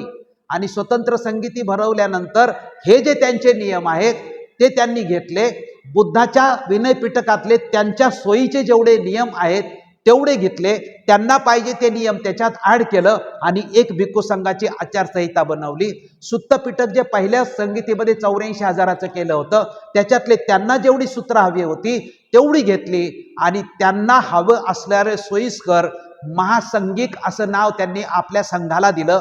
आणि महासंगिक नाव संघाला देऊन त्यांनी त्यांचं स्वतंत्र विनय पिटक बनवलं. त्यांनी त्यांचं स्वतंत्र इथं भगवान गौतम बुद्धाचा धर्म जो भिक्खू संघ जो विभंगला तो 100 वर्षानंतर, 100 वर्ष एकसंघ भिक्खू संघ होता, तो 100 वर्षानंतर भिक्खू संघ विभगला. आणि तेव्हापासून ते आजच्या क्षणापर्यंत बौद्ध धर्मामध्ये हे जे समूह किंवा गटबाजी निर्माण किंवा विविध संप्रदाय निर्माण झालेले आहेत, हे आजपर्यंत गटबाजी निर्माण झालेले आहेत. याला मुख्य कारण काय आहे, आचारसंहिता हे मुख्य कारण आहे. आज पण आपला जो समाज आहे तो समाज आपला येत नाही, विहारामध्ये येत नाही, सोयीनुसार तो कसाही वागतो, ज्याला पाहिजे तसाच वागतो. याला कारण काय आहे की आपण जरी बौद्ध धर्म स्वीकारला असेल तरी आपण बौद्ध आहोत, पण आपल्याला आचारसंहिता नाही. बुद्ध विहारात गेला पाहिजे असा नियम नाही, नाही गेलं तर काय करायचं असा नियम नाही, किंवा कोणी देवधर्म करत असेल तर तो का करतोय त्याला विचारणारं कोणी नाही, किंवा अधिकृत कोणीही नाही. आपण आपली आचारसंहिता बनवली नाही. बाबासाहेब आंबेडकर बनवणार होते परंतु जाहीर केलं होतं आणि बनवायच्या अगोदरच नियतीने त्यांना वेळ मिळू दिला नाही. आजची जी आपली समाजाची परिस्थिती आहे ती आचारसंहिता नाही, म्हणूनच परिस्थिती आहे. ज्याला जसं वागतं दमो तसं आणि पहिलं होतं तसं, सोयीनुसार बुद्ध, सोयीनुसार आपण सर्व जीवन जगतोय, तो आचारसंहितेशिवाय. इथं पण तसंच झालं की भिक्खू संघाच्या आचारसंहितेमध्ये मनाला वाटेल तसे नियम सांग करून भिक्खू संघ कायमचा दुभंगला. एकाचे 2 भिक्खू संघ झाले, महासंघिक असं नाव ठेवलं त्यांनी. आणि महासंघिक निर्मित इथूनच बुद्धाच्या धम्माच्या दुसऱ्या विचारधारेस प्रारंभ झाला. महासंघिकाची कौशांबित संगीती सुत्त आणि विनय अनुकूल वचनं घेतली. त्यांनी आपलं नाव बदललं, त्यांनी आपला वंश बदलला, त्यांनी चिवर घालण्याची आपली पद्धती बदलली, चिवराचा रंग बदलला आणि त्यांनी मूळचा जो संघ आहे त्या संघापासून नवीन आपला एक संघ निर्माण केला. कौशांबीच्या संगीतीने बुद्ध शासन विस्कळीत केले, मूळ संघात भेद केला. नवीन सुत्त, नवीन विनयपिटक आणि नवीन सुत्त संग्रह यांनी पूर्णपणे बनवला. त्यामुळे पहिल्या संगीतीत सुभद्राच्या आचरणामुळे पहिली धम्मी संगती झाली, तिथं मूळ आणि शुद्ध बुद्ध धम्म निश्चित केला. पण दुसऱ्या संगीतीमध्येच त्याला नख लावण्याचं जे काम आहे ते दुसऱ्या संगीतीमध्ये झालेलं आहे. आणि 10,000 भिक्खू बाहेर पडले आणि त्यांनी आपला गट हा निर्माण केला, त्यांनी आपलं साहित्य निर्माण केलं. याच्यातून एक मुद्दा तुमच्या लक्षात येतो का की इथं जे मूळ भगवान गौतम बुद्धाचं जे तत्वज्ञान आहे, या तत्वज्ञानाच्या विपरीत यांनी आपलं मिसळून यांनी नवीन करण्याचा प्रयत्न विनय पिटकामध्ये केलेला आहे. हे इथं आपल्या लक्षात येतं. म्हणजे मूळ विनय पिटक आणि महासंघिकाचं विनय पिटक हे वेगळं झालं. त्याच्यामुळे पुढे यांचे उप असे अनेक गट पडलेले आहेत. यानंतर ही झाली दुसरी संगीती. दुसऱ्या संगीतीनंतर 218 वर्षांनी म्हणजे बरोबर 100 वर्षांनीच तिसरी संगीती घडलेली आहे. तिसऱ्या संगीतीमध्ये सुद्धा जो प्रकार झालेला आहे तो भिक्खू संघाच्या आचारसंहितेच्याच माध्यमातून असा प्रकार तिसऱ्या संगीतीमध्ये सुद्धा झालेला आहे. तिसरी संगीती जशी पहिली संगीती अजातशत्रूच्या कालखंडामध्ये झाली, त्यावेळेस अजातशत्रू राजा होता. दुसरी जी संगीती होती ते अजातशत्रूचा उत्तराधिकारी कालाशोक होता, त्याच्या कालखंडामध्ये झाली. आणि तिसरी जी धम्मसंगीती आहे त्या तिसऱ्या धम्मसंगीतीमध्ये कोण होता तर सम्राट अशोक हा त्या कालखंडामध्ये राजा होता. त्याचा नुकताच काय झाला होता, राज्याभिषेक होऊन 6 वर्ष झाली होती आणि त्या कालखंडामध्ये तिसरी धम्मसंगीती झालेली होती. तिसरी धम्मसंगीती होण्याचं कारण काय घडलं होतं तर तिसरी धम्मसंगीती म्हणजे सम्राट अशोकाच्या कालखंडामध्ये सम्राट अशोकाचं जे राज्य होतं संपूर्ण जम्बूदिशामध्ये, तर सम्राट अशोकाच्या राज्यामध्ये बौद्ध धर्म हा राष्ट्रीय धर्म झाला होता. त्यामुळे बौद्ध धर्माचे जे कोणी भिक्खू संघ असेल, बौद्ध धर्माचा भिक्खू असेल, याला जिकडे तिकडे मान सन्मान वगैरे होता. म्हणजे इतर धर्माचे साधू गुरु असतील, परंतु त्यांच्यापेक्षा राष्ट्रीय धर्म राजधर्म असल्यामुळे भिक्खू संघाला फार मोठा मान सन्मान मिळत होता. त्यामुळे भिक्खू संघात आपण जर भिक्खू झालं तर आपल्याला चांगला मान सन्मान मिळतो. म्हणून जे बौद्ध नव्हते किंवा जे भिक्खू संघातले नव्हते अशा अनेक लोकांनी पिवळं वस्त्र धारण केलं आणि भिक्खू संघामध्ये प्रवेश केला. त्यामुळे सकाळपासून संध्याकाळपर्यंत मान सन्मान दान वगैरे सगळं खायला पियला सगळं व्यवस्थित मिळू लागलं.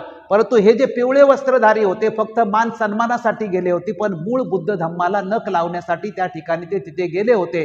ते संघामध्ये समाविष्ट झाले होते, परंतु ते संघाच्या तत्वज्ञानाच्या विरोधात बोलत होते किंवा ते खाऊन पिऊन मस्तपैकी ऐश करत होते. आणि जो पाटलीपुत्रामध्ये सम्राट अशोकाच्या कालखंडाच्या अगोदरपासून जे विहार होतं त्या विहारामध्ये 60,000 भिक्खूला राहण्याची सोय केलेली होती आणि 60,000 भिक्खूच्या खाण्यापिण्याची संपूर्ण व्यवस्था राजवाड्यातून किंवा राजाकडून संपूर्ण व्यवस्था होत होती.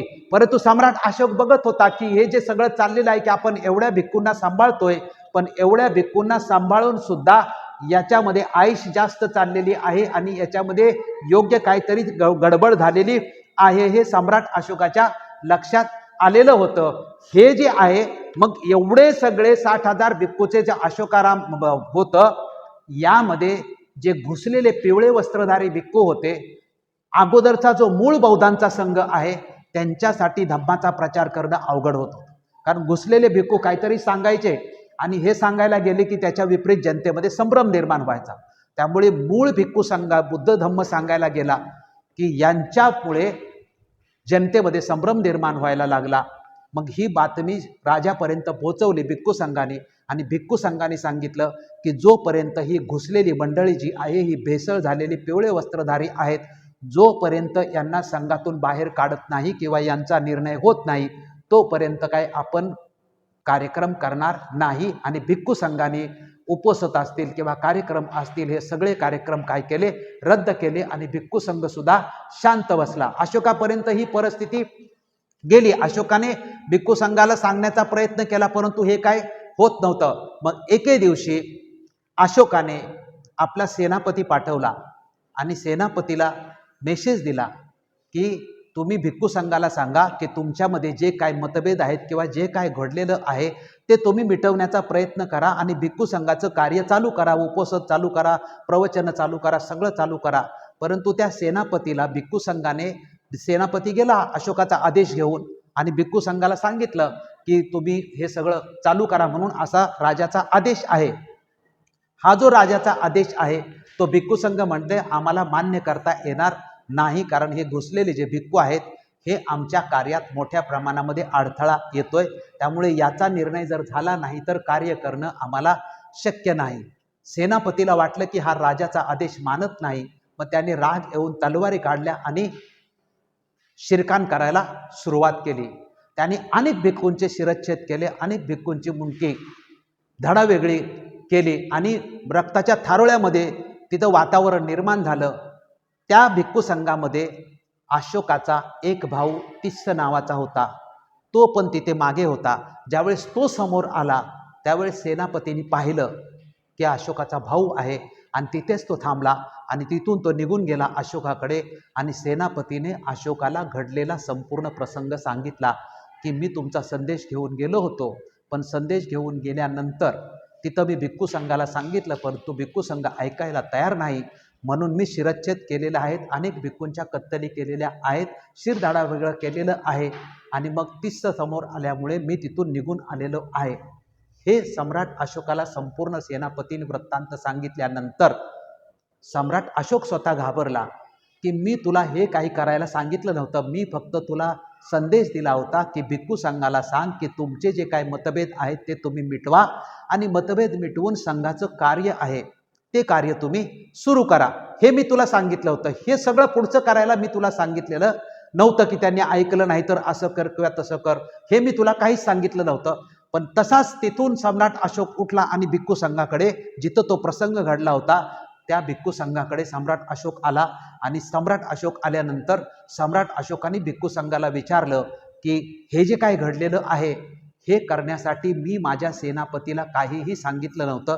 मी फक्त भिक्खू संघाला सांगितलं होतं की फक्त तुम्ही तुमचे कार्यक्रम सुरू करा आणि तुमचे मतभेद मिटवा, परंतु पुढे जे त्यांनी केलेलं आहे तसं करायला मी सांगितलेलं नव्हतं आणि तसं करण्याची माझी इच्छा सुद्धा नव्हती किंवा माझी भूमिका सुद्धा तसं करण्याची अजिबात नव्हती. त्यामुळे आता हे जे घडलेलं आहे हे पाप नेमकं कुणाला लागेल, मला लागेल का कुणाला लागेल? आणि हे तिथल्या सिनियर भिक्खूला अशोक विचारायला लागला की माझं तर माझी तर तशी इच्छाच नव्हती, माझी इंटेन्शन पण तसं नाही, परंतु आता हे घडलेलं आहे तर हे पाप कुणाला लागेल? काही भिक्खू म्हटले की हे पाप तुम्हाला लागेल, काही भिक्खू म्हटले की तुमची इच्छा नसती तर मग हे पाप तुम्हाला लागणार नाही. त्यामुळे सम्राट अशोकाची पुन्हा द्विधा मनस्थिती झाली.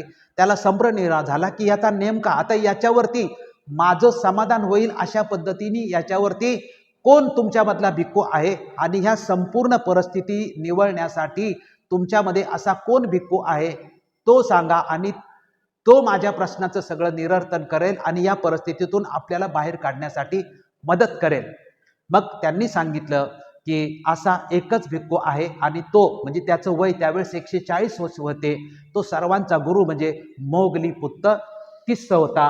तो अहोगंग पर्वतावरती तिकडे निघून गेलेले होते कारण त्यांना माहित होतं की ह्या परिस्थितीत आपण हँडल करू शकत नाही.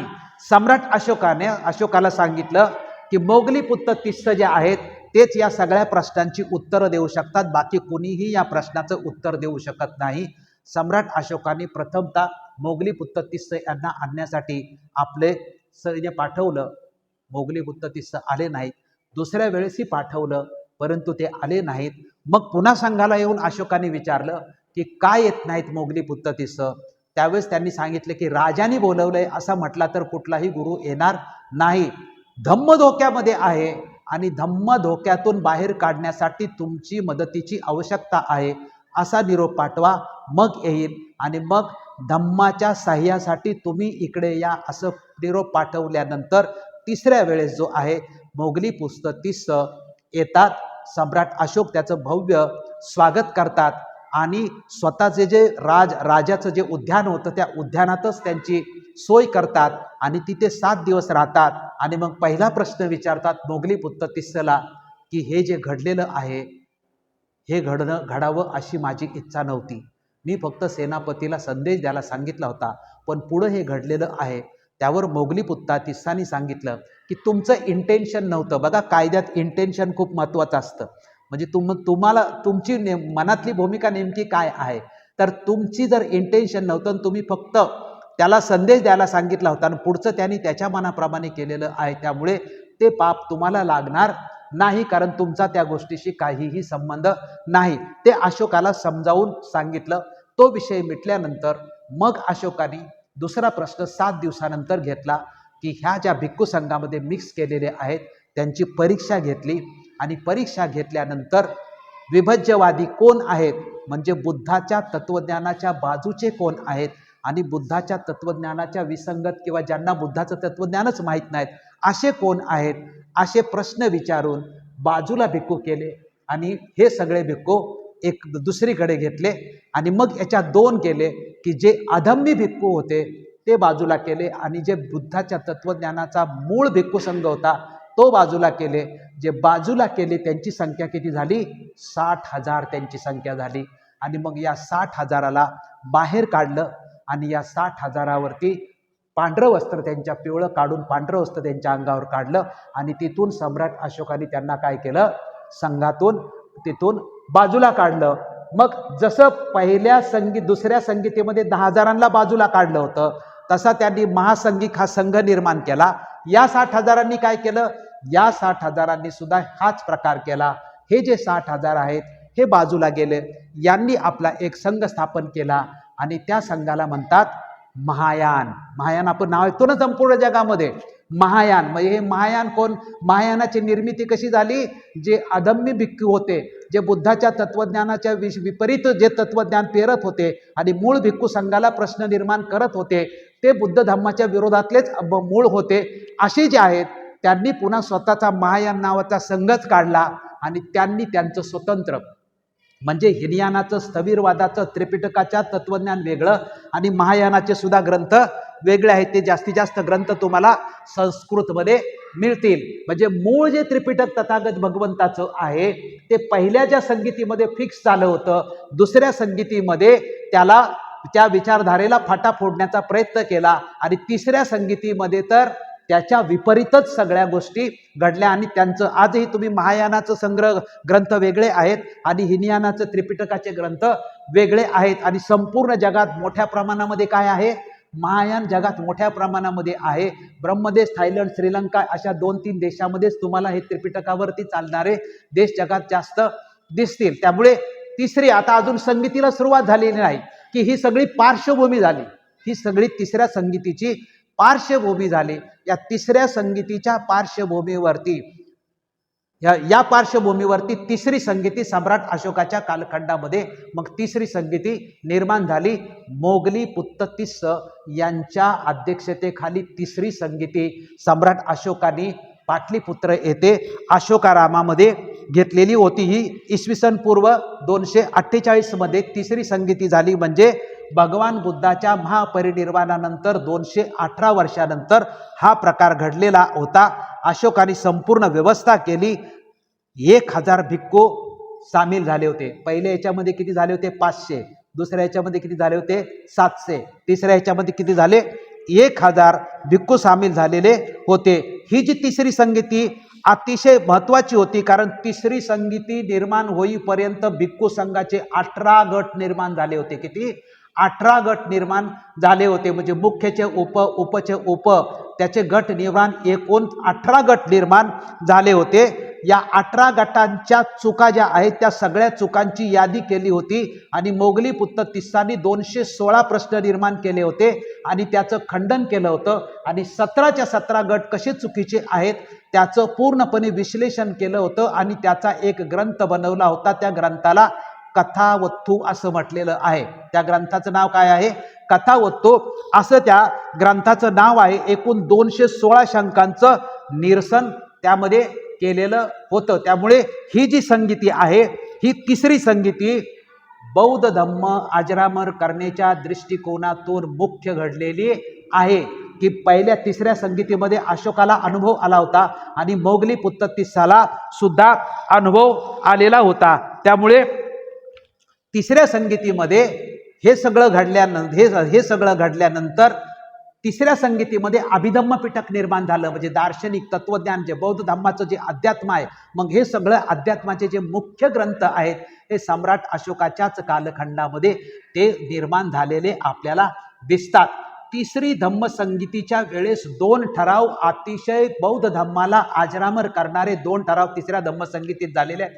त्याच्यातला पहिला ठराव म्हणजे सम्राट अशोकाने एक निश्चित केलं की संपूर्ण धम्म जे 84,000 जे आहेत या 84,000 धर्म दगडावरती कोरून ठेवायचे. 84,000 सूत्र आहेत ही दगडावर, ज्याला आपण शिलालेख म्हणतो ना अशोकाचे, तर शिलालेख म्हणजे दगडावरती हे कोरून ठेवायचं. कारण याच्यामध्ये भेसळ सातत्याने होत आहे. एकदा दगडावरती 84,000 भिक्खू ठेवले की मग भेसळ झाली तरी भविष्यामध्ये ते कोणीही खोडून काढू शकत नाही. आणि दुसरा निर्णय घेतला, 9 समित्या बनवल्या आणि 9 देशामध्ये या समित्या पाठवून दिल्या धम्म प्रचार आणि प्रसारासाठी. त्याच्यातली एक समिती जी होती ती श्रीलंकेमध्ये गेली. त्या श्रीलंकेमध्ये गेलेली जी समिती होती तिचे प्रमुख कोण होते, महेंद्र आणि संघमित्रा. महेंद्र आणि संघमित्रा हे कोण होते, अशोकाचा मुलगा आणि मुलगी होते. अशोकाचा मुलगा आणि मुलगी महेंद्र आणि संघमित्र यांनी प्रवराज्य कशी घेतली, हे संघात समाविष्ट कसे झाले, तर सम्राट अशोकाने आपला गुरु मोगली पुत्ततीस याला प्रश्न केला की हे 60,000 भिक्खू मी सांभाळतोय, एवढं मोठं अशोका राम केलेलं आहे. त्यावेळेस म्हणतात की अशोकाच्या अंडर म्हणजे हा जो भारत आहे, हे जे जम्बूद्वीप आहे, या संपूर्ण गावांची 84,000 गावं होती असं म्हटलं जातं आणि बुद्धाची तत्व 84,000 आहेत. तर 84,000 विहार किंवा 84,000 स्तूप अशोकाने विहारलं आणि मग मोगली पुत्ततीस संघाला सांगितलं की मी एवढं धम्मासाठी कार्य करतोय, मी एवढं धम्मासाठी काम, आता मी धम्माचा दायाद आहे का, आता मी धम्माचा वारसदार आहे का. अशा पद्धतीने प्रश्न विचारला की मी धम्माचा दायाद झालो की नाही झालो, त्यावेळेस मोगली तीर्थांनी सांगितलं की धम्माचा दायाद होण्याची ही आठ होऊ शकत नाही. धम्माचा खरंच तुला दायाद व्हायचं असेल तर तू जन्म दिलेल्या तुझ्या रक्ताच्या व्यक्तीला प्रवज्जा घेतली तरच तू धम्माचा दायाद होऊ शकतो. ही आठ सम्राट अशोकाच्या समोर मोगली तीर्थांनी ठेवली, तेव्हाच तू धम्माचा दायाद होशील. हे एवढं कार्य केलं म्हणून तू धम्माचा दायाद होऊ शकत नाहीस. तू जन्म दिलेल्या मुलांना जर तू केलंस तर त्याच वेळेस त्याने महेंद्राला विचारलं आणि संघमित्राला विचारलं. महेंद्राचं वय होतं 20 वर्ष आणि संघमित्राचं वय होतं 18 वर्ष. महेंद्राला विचारलं, संघमित्राला विचारलं. महेंद्र हा कोण होता? तर महेंद्र हा जम्बूद्वीपाचा वारसदार राजकुमार होता. म्हणजे सम्राट अशोकाच्या नंतर सौ गादीवर कोण बसणार होता? तर महेंद्रच बसणार होता. आणि राजकुमारी संघमित्रा होती.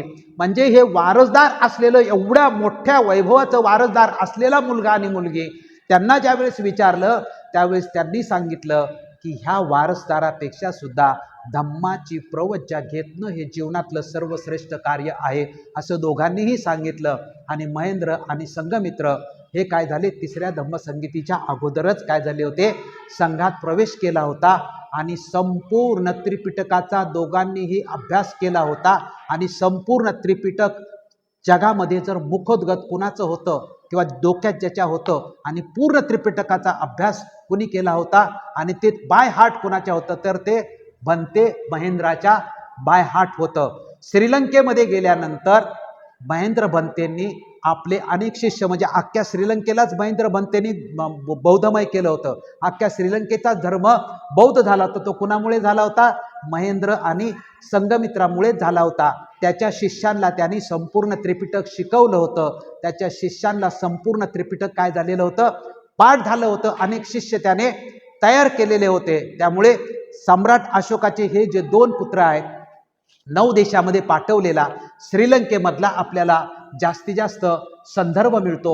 आणि मग श्रीलंकेमध्ये हे जे पूर्णपणे सम्राट अशोकाने 60,000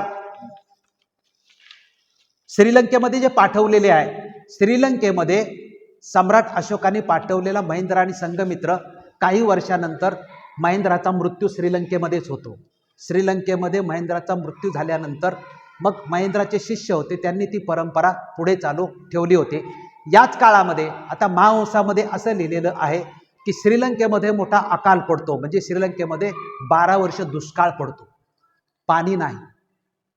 12 वर्ष लोकांचं जगणं मुश्किल झालेलं होतं. त्यावेळेस श्रीलंकेमध्ये एकूण 24,000 भिक्खू राहत होते. या 24,000 भिक्खूंच्या खाण्यापिण्याचा प्रश्न निर्माण झाला होता. 2 ठिकाणी राहत होते. या दोन्हीही ठिकाणचं खाणंपिण्याचं संपलं होतं. जगायचं कसं हा प्रश्न होता. आणि त्यांच्यासमोर स्वतः कसं जगायचं आणि धम्म कसा जिवंत ठेवायचा हा त्यांच्यासमोर प्रश्न निर्माण झालेला होता. त्यामुळे श्रीलंकेमधून मग हे जे सगळे भिक्खू आहेत, त्या कालखंडामध्ये त्यांनी निर्णय घेतला की श्रीलंकेतून जम्बूद्वीपामध्ये हा दुष्काळ संपेपर्यंत आपण जाऊ. 24,000 मधले अनेक भिक्खू हे दुष्काळामध्ये मरण पावत होते, खाण्यापिण्या वाचून मरण पावत होते. त्यामुळे अनेक भिक्खू नाव करून जम्बूद्वीपामध्ये आले, म्हणजे भारतात आले. काही भिक्खू श्रीलंकेमध्येच राहिले. 12 वर्षांनी दुष्काळ संपला. दुष्काळ संपल्यानंतर भारतात आलेले भिक्खू परत श्रीलंकेमध्ये गेले. आणि श्रीलंकेमध्ये परत गेल्यानंतर मग तिथले भिक्खू आणि इथले भिक्खू की ह्या 12 वर्षाच्या कालखंडामध्ये त्रिपिटक तर आपण विसरलो नाही ना. मग त्या प्रत्येकाने भारतातून गेलेल्या आणि श्रीलंकेमध्ये असलेल्या भिक्खूंनी एकत्रित बसून पुन्हा त्रिपिटकाची उजळणी केली. तर दोघांचंही एकसारखंच आहे, म्हणजे आपण विसरलो नाही. म्हणजे अतिशय कठीण परिस्थितीमध्ये सुद्धा हे सातत्याने बौद्ध धम्म जिवंत राहण्यासाठी त्रिपिटक सातत्याने ते आठवत असं म्हणतात. जे श्रीलंकेत राहिलेले होते ते म्हणतात की समुद्राच्या कडेला ज्या वनस्पती होत्या त्या वनस्पतीचा रस खाऊन ते जिवंत राहत होते. म्हणजे वाळूमध्ये झोपायचे आणि वाळूवरती डोकं ठेवायचे, परंतु सातत्याने ते फक्त त्रिपिटक आठवत बसायचे. दुष्काळ संपल्यानंतर एकत्र आल्यानंतर या महाकठीण परिस्थितीतून गेल्यानंतर आपल्याला संपूर्ण त्रिपिटक आठवतंय, पण भविष्यामध्ये असे काही प्रसंग आले तर त्रिपिटक जिवंत राहील का, हा प्रश्न त्यांच्यासमोर निर्माण झाला. आणि तिथपर्यंत मुखोद्गत किंवा मनात ठेवायचं जे त्रिपिटक होतं, भिक्खू संघाने निर्णय घेतला की हे कुठेतरी लिपिबद्ध करायला पाहिजे, हे कुठेतरी लिहून ठेवायला पाहिजे.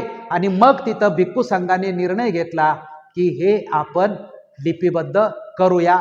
आणि मग हे लिपिबद्ध करण्यासाठी जे महेंद्राचा शिष्य होते, या 500 शिष्य महेंद्राचे जे आहेत की ज्यांच्या बाय हार्ट जे त्रिपिटक होतं, त्या 500 लोकांची निवड केली आणि त्यांच्या माध्यमातून त्रिपिटक जे आहे ते ताडपत्रावरती लिहिलं गेलं. चौथ्या धम्मसंगीतीच्या वेळेस ही चौथी धम्मसंगीती श्रीलंकेमध्ये झालेली होती. इसवी सन पूर्व 26 मध्ये ही चौथी संगीती वट्टगामिनी अभय या राजाच्या कालखंडामध्ये झाली होती आणि त्रिपिटक ताडपत्रावरती लिहिलेलं होतं. हे ताडपत्रावरती लिहिलेलं पुस्तक, ताडपत्राचं पुस्तक बनवलं. अनेक ठिकाणी श्रीलंकेतल्या वेगवेगळ्या विहारामध्ये ते त्रिपिटक ठेवण्यात आलं आणि अनेक देशात सुद्धा ते पाठवण्यात आलं. पुन्हा त्याच्यावरती संकट आलं की दक्षिणेमध्ये एक राजा होता हिंदू, त्याने श्रीलंकेवरती हल्ला केला आणि त्या हल्ल्यामध्ये त्याला जिथे जिथे ते ताडपत्रावर लिहिलेलं त्रिपिटक मिळेल त्या सगळ्यांची त्यांनी होळी करून टाकलेली होती. परंतु संपूर्ण श्रीलंकेमधलं त्रिपिटक तो नष्ट करू शकला नाही. काही ठिकाणी होतं आणि परदेशात पाठवलेलं जे त्रिपिटक आहे ते त्रिपिटक परदेशामध्ये आहे. मग ह्या चौथ्या धम्मसंगीतीच्या माध्यमातून जे मुखोद्गत होतं, जे पाठांतर करून पिढ्यानपिढ्या येत होतं, ते ताडपत्रावरती लिहिलं गेलं. त्याच वेळी इसवी सन पूर्व 26 मध्ये दुसरी संगीती काश्मीरमध्ये झाली. काश्मीरमध्ये चौथी संगीती कनिष्काने भरवलेली होती आणि कनिष्काने सुद्धा चौथ्या धम्मसंगीतीमध्ये कनिष्काने काय केलं होतं, ताम्रपटावरती त्रिपिटक कोरलेलं होतं. परंतु त्याचे पुरावे मात्र मिळत नव्हते. 1971 साली काश्मीर घाटीमध्ये कुंडलवनामध्ये ही परिषद चौथी धम्मसंगीती कनिष्काने भरवली होती. त्रिपिटक ताम्रपटावर लिहिले होते. 1971ला उत्खनन झालं, त्यावेळेस ते संपूर्ण ताम्रपट मिळाले. 59,000 ताम्रपट मिळाले आणि संपूर्ण त्रिपिटक त्याच्यावरती कोरलेलेचे पुरावे अधिकृतपणे मिळालेले आहेत. त्यामुळे चौथी जी संगीती आहे एक श्रीलंकेमध्ये झाली की लिपिबद्ध करण्यात आलं आणि 5वी आणि 6वी संगीती आहे ही मात्र 5वी संगीती ब्रह्मदेशामध्ये झाली आणि 6वी संगीती सुद्धा ब्रह्मदेशामध्ये झाली. 5वी संगीती ब्रह्मदेशाच्या मंडालेमध्ये झाली. या 5व्या संगीतीमध्ये म्हणजे 2415 वर्षानंतर 5वी संगीती झाली. 2400 भिक्खूंनी यामध्ये भाग घेतला होता आणि या संगीतीमध्ये निर्णय घेतला की जे ताडपत्रावरती लिहिलेलं आहे ते संगमरवरी पट्ट्यावरती कोरण्यात यावं म्हणून. आणि 5व्या संगीतीमध्ये ब्रह्मदेशामध्ये निर्णय घेण्यात आला की म्हणजे संगमरवरी पट्ट्या आहेत या 729 पट्ट्यावरती संपूर्ण त्रिपिटक कोरून ठेवलेलं आहे. आजही ब्रह्मदेशामध्ये जर कोणी गेलं तर ब्रह्मदेशामध्ये त्या 729 पट्ट्यावरती संपूर्ण त्रिपिटक जे आहे ते संपूर्ण त्रिपिटक कोरून ठेवलेलं आपल्याला अधिकृतपणे सापडतं. त्याच्या एकूण पट्ट्या किती आहेत, 719 पट्ट्या. विनय पिटकाच्या 11 पट्ट्या आहेत, सुत्त पिटकाच्या 410 पट्ट्या आहेत आणि अभिधम्म पिटकाच्या 208 पट्ट्या आहेत. आणि हे जे संगमरवरावरती कोरलेलं आहे याचाच आधार घेऊन इगतपुरीचे जे गोयंका आहेत आणि इगतपुरीच्या गोयंका गुरुजींनी याच पट्ट्यावरलं जे त्रिपिटक आहे या त्रिपिटकाचं हिंदीत भाषांतर करून त्यांनी जे त्रिपिटक जे आहे हे भारतामध्ये हिंदीमध्ये प्रकाशित केलेलं आहे. ते याचाच आधार घेऊन केलेलं आहे. त्यानंतर 6वी संगीती 1954 साली झाली. शेवटची 6वी ती संगीती ती पण ब्रह्मदेशातल्या रंगूनमध्येच झाली. 2500 वर्ष भगवान गौतम बुद्धाच्या धम्माला झाल्यानंतर 2500व्या वर्षी 6वी संगीती 24 मे 1954ला झाली होती. आणि या संगीतीमध्ये भारतातून डॉक्टर धर्मरक्षित गेले होते, डॉक्टर भदंत आनंद कौशल्यान गेले होते आणि डॉक्टर बाबासाहेब आंबेडकर गेले होते, धर्मानंद कोसंबी गेले होते. 6व्या संगतीला बाबासाहेब आंबेडकरांना निमंत्रित केलेलं होतं. बाबासाहेब आंबेडकरांनी त्यावेळेस धम्माची दीक्षा घेतलेली नव्हती. तरीसुद्धा बाबासाहेब आंबेडकरांना बौद्ध जगाने बौद्ध म्हणून मान्यता दिलेली आहे. या 6व्या संगीतीमध्ये त्रिपिटक जे आहे ते ग्रंथ रूपाने कागदावरल्या ग्रंथरूपाने प्रकाशन करण्याचा निर्णय घेण्यात आला आणि 6व्या संगीतीपासून कागदावरती जे त्रिपिटक आहे ते ग्रंथरूपाने आता आपल्याला संपूर्ण जगामध्ये त्या त्या देशातल्या भाषेमध्ये आपल्याला मिळतं. म्हणजे इंग्रजीमध्ये मिळतं, हिंदीमध्ये मिळतं. ज्या ज्या देशामध्ये गेलं त्या त्या देशातल्या भाषेमध्ये आपल्याला ग्रंथरूपाने आपल्याला हे मिळतं. असा एकूण 6 संगीतीमध्ये बौद्ध धम्माचं जे मूळ साहित्य आहे, पहिल्या संगीतीमध्ये धम्म आणि विनय निश्चित करण्यात आला. दुसऱ्या संगीतीमध्ये आचारसंहितेच्या माध्यमातून जो झगडा झाला त्याच्यातून महासंघिक एक गट निर्माण झाला आणि 10,000 भिक्खूंनी आपला संघ वेगळा केला आणि वेगळे ग्रंथ आणि वेगळी आचारसंहिता केली. तिसऱ्या संगीतीमध्ये सम्राट अशोकाने जी घेतली त्यामध्ये 60,000 भिक्खू बाहेर निघाले.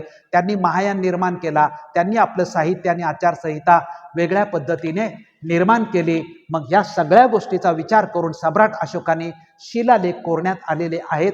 आणि जगामध्ये जर सम्राट अशोकाने महेंद्र आणि संघमित्रा यांना जर श्रीलंकेमध्ये पाठवले नसते तर भारतातला बौद्ध धम्म नष्ट झाला.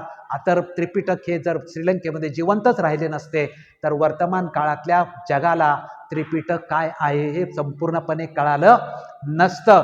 ही श्रीलंकेची देण आहे की श्रीलंकेमध्ये महेंद्र आणि त्याच्या शिष्याच्या माध्यमातून जे त्रिपिटक आज जगामध्ये अस्तित्वात आहे ते सम्राट अशोकाचा पुत्र महेंद्र यांचा आणि त्याच्या शिष्यांची ही देण आहे की संपूर्ण जगामध्ये त्रिपिटक जे आहे ते उपलब्ध आज आपल्याला मिळतं.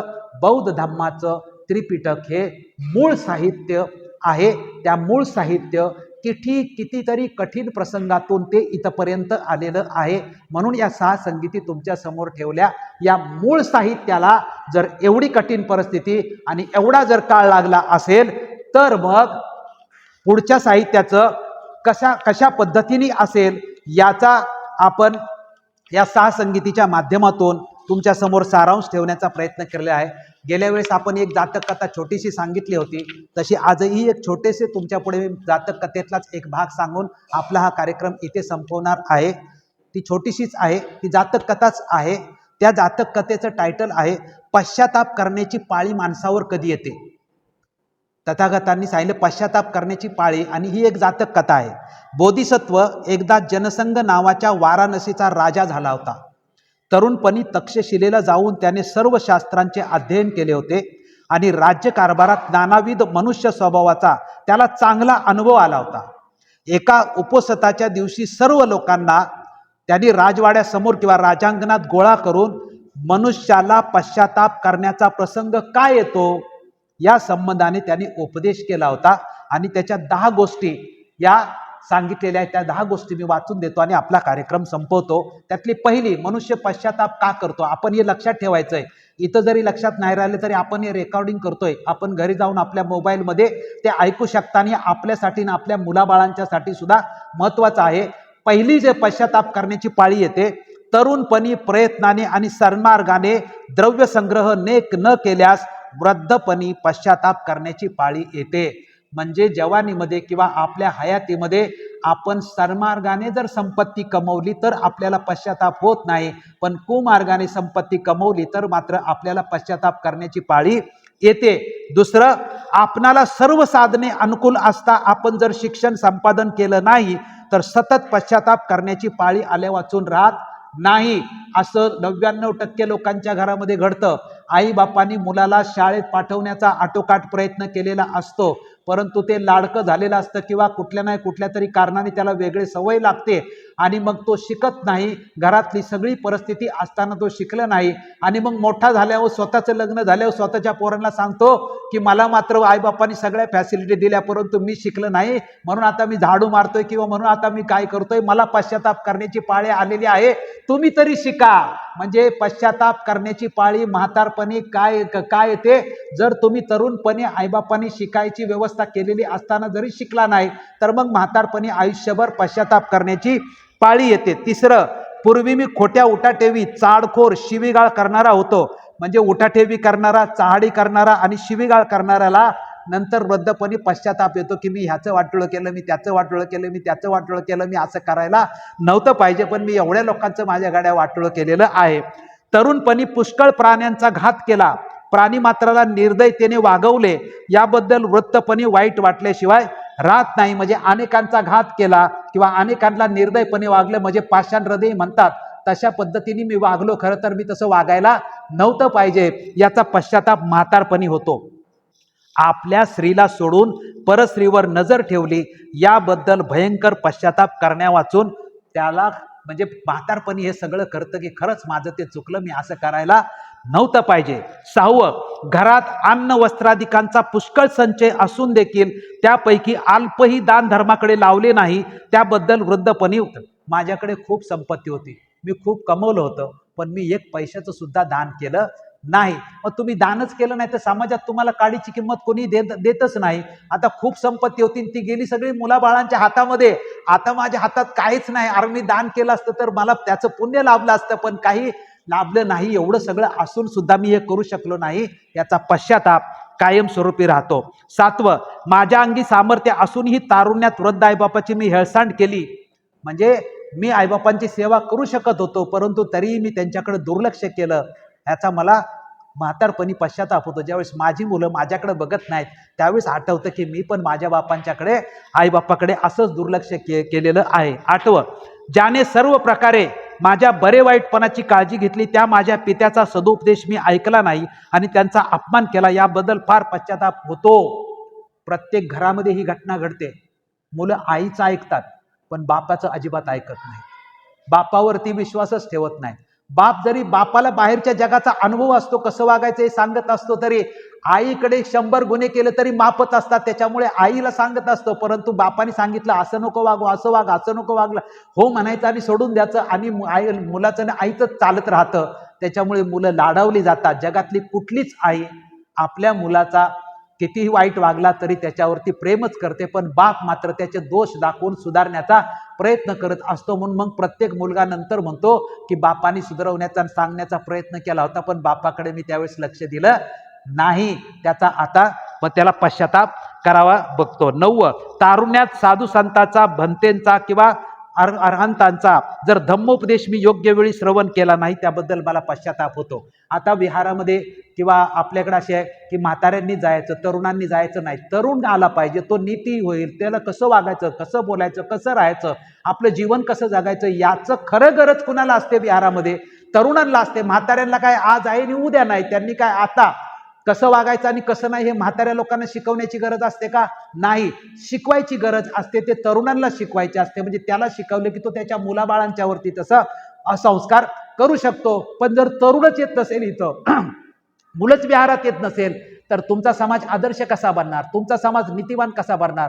तो देवधर्माच्याच मागे लागेल. त्याला इथं काही शिकवणूकच मिळत नाही, तो स्वतः येत नाही, आम्ही त्याला बोलवत नाही. त्यामुळे समाज नीतिवान किंवा समाज चांगला बनण्याचा काहीच प्रश्न अजिबात येत नाही. आणि मग म्हातारपणी पश्चाताप करतो, अरे मी देवधर्म करत बसलो, मग मी शिकलो नाही, मग बाबासाहेबांनी सांगितलं होतं शिकलं होतं, मग शिकायला पाहिजे होतं, हे सगळं पश्चाताप करत बसतो. शेवटचं आहे, तारुण्यात तपश्चर्या करण्याचे अंगात सामर्थ्य असूनही माझ्या हातून तपाचरण घडलं नाही. म्हणजे बौद्ध धर्मामध्ये बौद्ध धर्म समजून घेण्यासाठी मेडिटेशन किंवा हे जे सगळं बौद्ध धर्माचे प्रकार आहेत हे मी करू शकलो असतो, परंतु ते मी केलं नाही. ते म्हातारपणी पश्चाताप करून मतलब बुद्ध म्हणतात, सुज्ञ तरुणाने या 10 गोष्टीबद्दल पुढे पश्चाताप करण्याची पाळी येणार नाही. अशा तऱ्हेची सावधगिरी ठेवावे, उत्साहाने सर्व सत्कर्मे आचरून आपणावर पश्चाताप करण्याची पाळी येऊ देऊ नये. त्यामुळे ही जी 10 बुद्धाने सांगितलेली जी आहेत की पश्चाताप जर करायचा नसेल तरुणाला किंवा आपल्या मुलाबाळांनी आयुष्यामध्ये, तर या 10 गोष्टीवर त्यांनी लक्ष दिले पाहिजे. आपण सर्वांनी हा कार्यक्रम शांतचित्ताने ऐकला त्याबद्दल आपल्या सर्वांचे या ठिकाणी आभार मानतो. आणि धम्मसंहिता यूट्यूब चॅनलवरती आपण जाऊन हा जो कार्यक्रम आहे तो उद्या 10 ते 12 वाजेपर्यंत किंवा रात्रीच आम्ही तो प्रसारित करू. आपण सर्वांनी ऐका, सबस्क्राईब करा आणि हा जो आपला कार्यक्रम किंवा पर्व चाललेला याला सर्वांच्याकडून आम्हाला प्रेरणा मिळावी या दृष्टिकोनातून या चॅनलला सहकार्य करावे. धन्यवाद. जय भीम, जय बुद्ध, जय भारत.